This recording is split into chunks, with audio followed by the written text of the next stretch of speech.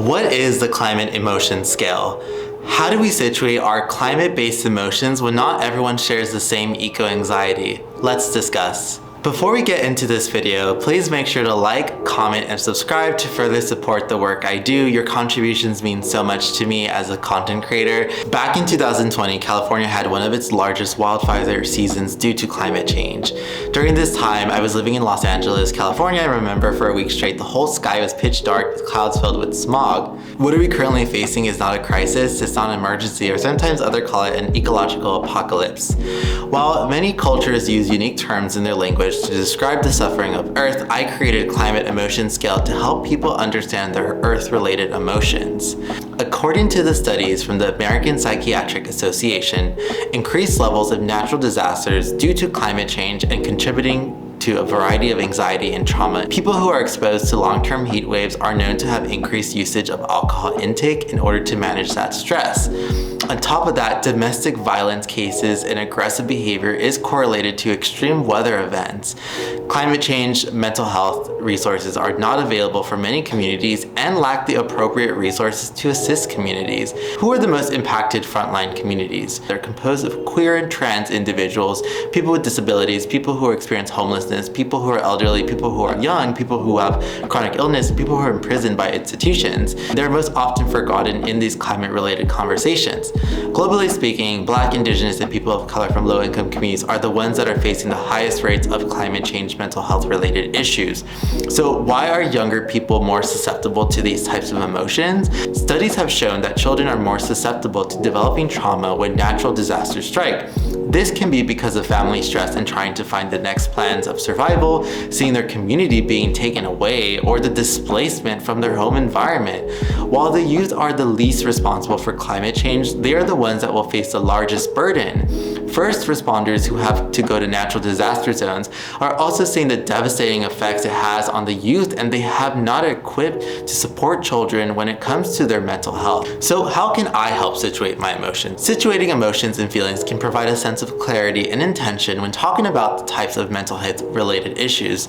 And emotions and feelings are interconnected, and emotions represent bodily actions. Feelings are the conscious experience of emotional reactions. Currently, there are 9 base feelings and emotions that are used in the climate scale framework, such as eutheria, soliphilia, solastalgia, eco-anxiety, eco-paralysis, eco-guilt, eco-grieving, terror trauma, and ecological rage. So let's begin with the first term on the scale, eutheria, the interconnectedness of whole. This term was coined by Glenn Albrecht, who looks into the feeling of being interconnected to the earth and finding peace. Those who experience eutheria may have a positive feeling when it happens and is able to understand the interconnectedness of environment and self. He says, we experience the state of eutheria when we are feeling the oneness of Earth. He expressed that when one is in the boundaries between self and the rest of nature are obliterated, and a deep sense of peace and connectedness pervades consciousness. Then we have soliphilia, the love of the interrelated whole. This term was coined by Glenn Albrecht. Soliphilia looks into the love and appreciation for a location, bioregion, and planet that is deeply rooted in interconnectedness. Many people have deeply embedded relationships with their home environments that allow them to cultivate, regenerate, and construct healing practices that are circular in unison. Solastalgia is a concept that looks into giving emphasis and meaning to the environmentally induced stress. Glenn Albrecht, that coined this term, states that it looks into the anxiety and sorrow a person feels when their natural environment is impacted, especially when they directly relate to their home environment.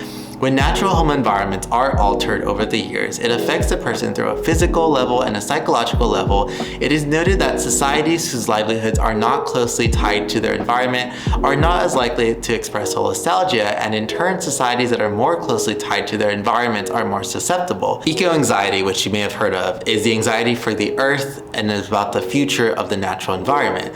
This type of anxiety can worry about the future of ecological disasters that are set to happen as the climate crisis continues to worsen. worsen.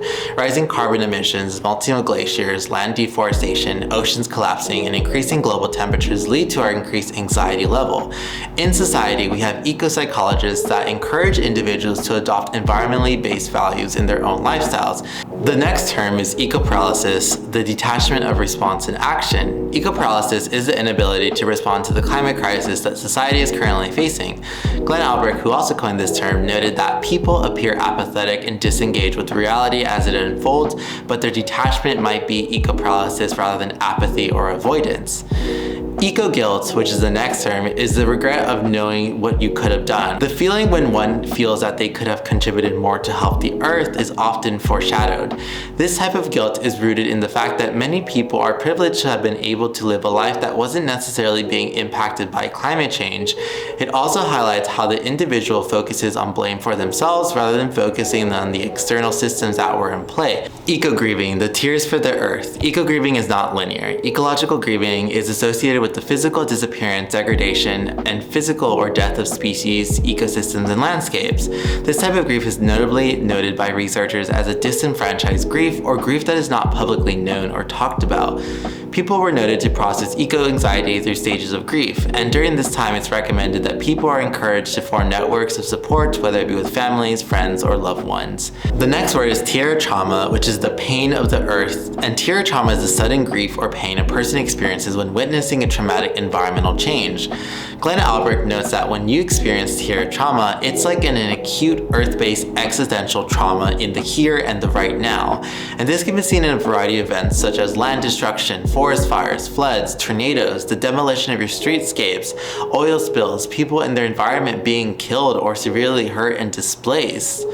The last term that we see in this framework is ecological rage, which is the anger towards colonial systems. And this anger is stemmed from the system and people in power that have continued to allow for the degradation of Earth.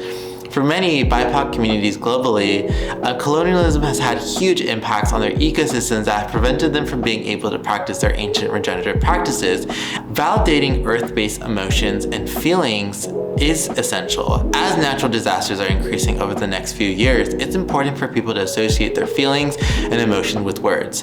The climate scale framework is for people to use and build upon. So what type of emotions have you experienced in your life? Share your climate story below with my thoughts, and what do you think about these terms in your own work?